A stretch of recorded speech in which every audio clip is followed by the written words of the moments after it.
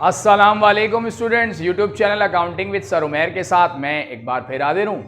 Students, आज मैं आपको अकाउंट रिसीवेबल जो कि एडीसी पार्ट 1 अकाउंटिंग का टॉपिक है, इसका एक और सोल्यूशन करके दिखाऊंगा। लेकिन वीडियो देखने से पहले अगर आपने मेरे यूट्यूब चैनल को सब्सक्राइब ना किया हो तो सब्सक्राइब कर लें ताकि हर नई आने वाली वीडियो का आपको नोटिफिकेशन मिल सके। स्टूडेंट्स, ये क्वेश्चन 2014 रेगुलर क्वेश्चन नंबर 4 है जो मेरे लेफ्ट पर आपको नजर आ रहा होगा।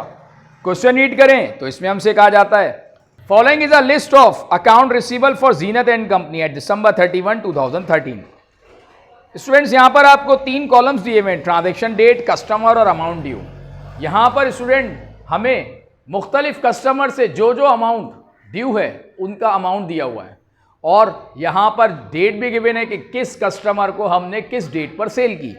जैसे जनवरी 30 को हमने सेल की शराज स्टोर को 5000 की, जुलाई 20 बदर एंड कंपनी कस्टमर था 20,000 अमाउंट ड्यू है उससे, सितंबर 15 में फैजान स्टोर को 32,000 का अमाउंट ड्यू है, अक्टूबर 27 को सेल की कामिल एंड कंपनी को 9,000 अमाउंट ड्यू है, नवंबर 10 पर Salim and sons 40,000 amount due है, नवंबर 12 अकबर स्टोर 120,000 अमाउंट ड्यू है, दिसंबर 10 Arif and sons 80,000 amount due है और दिसंबर 28 पर नजीर एंड कंपनी से 60,000 का अमाउंट ड्यू है। रिक्वायरमेंट में कहा जा रहा है, prepare a schedule to compute the estimated portion of each age group that will prove uncollectible and the required balance in the allowance for doubtful account. The following percentage of each group are estimated to be uncollectible. 1 to 30 days 2%, 31 to 60 days 4%, 61 to 120 days 10% और over 120 days 20%। B requirement में कहा जा रहा है, prepare the general entry to bring the allowance for doubtful account up to required balance at December 31 prior to making the adjustment the account has debit balance 1650।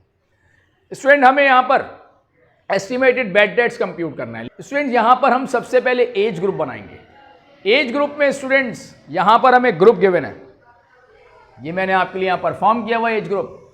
पहला group है 1 to 30 days का, दूसरा 31 to 60 days का, तीसरा 61 to 120 days का और चौथा 120 days over 120 days का।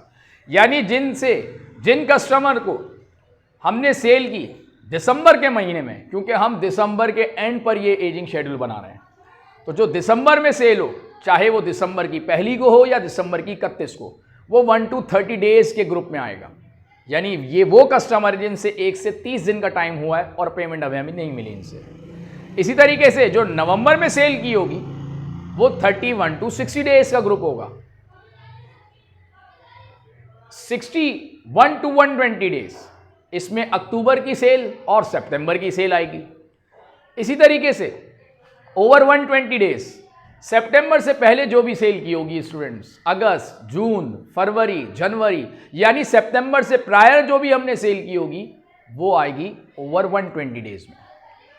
मैं एक बार फिर आपको दोबारा से बताता चलूं कि जो दिसंबर की सेल हो, चाहे वो दिसंबर की पहली को हो या दिसंबर की 31 को, वो 1 to 30 डेज में, नवंबर की सेल 31 to 60 डेज में, अक्टूबर और सितंबर 2 महीने की सेल क्योंकि 61 to 120 डेज है, और जो सितंबर से पहले की सेल होगी वो ओवर 120 डेज में। अकाउंट रिसीवेबल, अनकलेक्टेबल रेट और अनकलेक्टेबल अमाउंट। अकाउंट रिसीवेबल ये 1,40,000 किस तरीके से आया 1 to 30 डेज में, तो स्टूडेंट यहां पर दिसंबर की 10 और दिसंबर की 28 जो कि आरिफ और नजीर को सेल की थी 80,000 और 60,000, ये हो गया 1,40,000।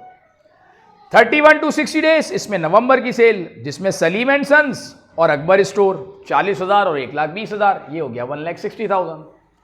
अक्टूबर और सितंबर की सेल, अक्टूबर की सेल जो है 9,000 है और सितंबर की 32,000, ये दोनों मिला लें तो ये हो जाता है 41,000। और ओवर 120 डेज में जनवरी और जुलाई की सेल जो कि 5,000 और 20,000 25,000 हो गया।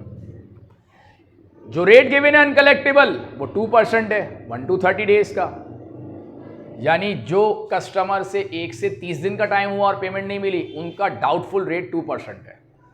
जो कस्टमर 31 to 60 डेज हो गए और अमाउंट हमें रिकवर नहीं हुआ उसका डाउटफुल रेट 4% है। 61 to 120 डेज का 10% है और वो ओवर 120 डेज का जो है वो 20%। ये इस तरीके से रेट बढ़ता जा रहा है क्योंकि जो कस्टमर पुराना होता चला जाता है डाउटफुल रेट भी बढ़ता जाता है, डाउटफुल अमाउंट भी बढ़ता जाता है। चांसेस ये होते हैं कि शायद हमें अब ये अमाउंट रिकवर ना हो, क्योंकि जितना कस्टमर पुराना होता जाएगा डाउटफुल बढ़ता जाएगा।